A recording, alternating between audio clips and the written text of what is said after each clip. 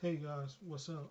I'm Trayvon Davis, and I've been a long time Dragon Ball Z fan since the late '90s when it first came on onto like Fox Kids and other little stations like WB and UPN.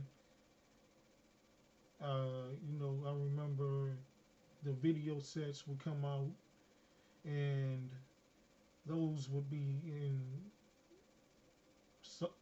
their own installments, like for each saga. And the more that they came out with episodes on VHS for the saga, for the for the saga of those Dragon Ball Z episodes, when you had them all simultaneously, you would get like a picture on the side of the VHS tape copies. If y'all remember what I mean, like the Frieza saga would have uh, like this whole 4, 5, 6, 7, 8, 9 videos straight, and those would have like the drawing, like the illustrations on from a scene within the episode. So like if y'all old enough to remember getting Dragon Ball Z VHSs, and you know what I'm talking about, like with them on the side of each uh, each VHS. But besides that, Dragon Ball Z was coming on like Toonami, more specifically at midnight. They would show it before they started showing. I want to say after they were done with the Frieza saga on the nighttime Toonami. That's when they started going into the Android saga on during the daytime Toonami. And I liked how it was, like for me, back back when Dragon Ball Z was coming on in the '90s and it was on nighttime. That I probably wasn't able to watch a full entire episode because of school and different things like that. But th- I want to say that it kept me, you know, quen- quenching for more, you know, kind of thirsty, or hungry for more, ready to see more action and stuff like that, because I wouldn't be able to see a full episode, but television has promos, or those have the end of the episode showing you the preview to the next episode, and the storylines were very engaging. It was a pretty dark show, and it was for a bit of a more mature audience, but they didn't go over the top with gore. Those very gory moments in Dragon Ball Z were usually saved up for, I want to say, intense sequences of battle, like Krillin getting blown up by Frieza, or a head getting chopped off, limb chopped off, that type of thing. They just typically would show blood and a lot of hard, like, hits, like almost like Killer Instinct or something, that like that video game. But uh, I'm gonna go ahead and start getting into some of these questions that Kinemation set up. And if you look right here to the side, you can see all my Dragon Ball Z DVDs. This is like the entire series. I've had this. like over 10 years.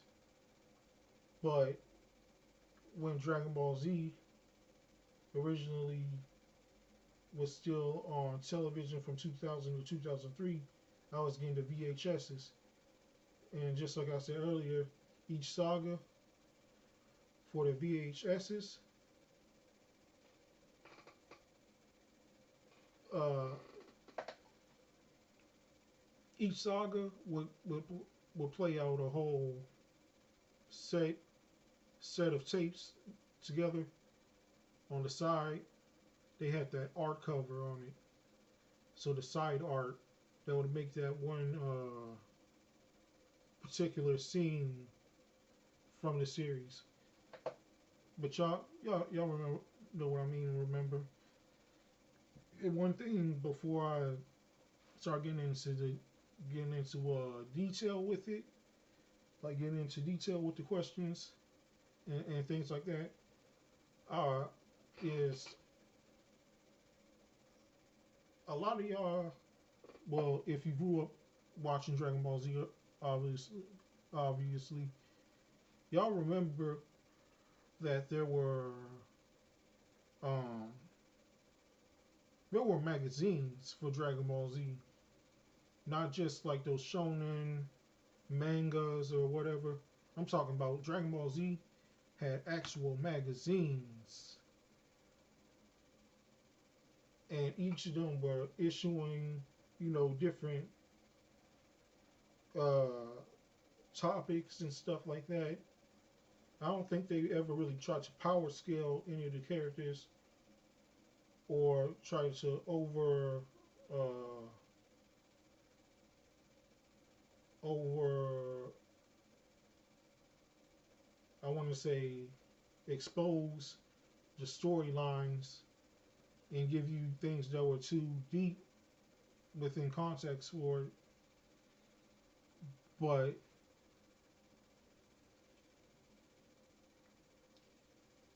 though those magazines had some interesting art concepts, like a lot of fans would draw their own Dragon Ball Z characters and fight scenes and things like that, already going ahead guessing what Super Saiyan 4 was going to look like and illustrating it. But in the magazines, they did bust a lot of rumors and things like that. So it was all just promotion for the series because Dragon Ball Z, as big of a show as it is, I would put it on like a lower card scale show, not to, you know, disenfranchise it or say that it's, you know, rate it gets rated above what its popularity is, but I I have to say that back then for a show that was just coming on midnight cable TV, and also here since I live in Texas, they also came on in the Spanish channels. Like the entire next saga or season, those would premiere on the Spanish channels. Now I couldn't speak fluent Spanish, but I obviously knew what the story was, what, what the storyline was going forward with, and of course waiting for the action sequence to break out. But yeah, so it come on Spanish channels. Cartoon Network helped raise up its popularity, but it's not the biggest franchise. It's just not. But to me, it was always my favorite franchise, and I'll get into details with it of that with these questions. So right now, I'm about to go ahead and start answering some of these the seven Shinron challenge.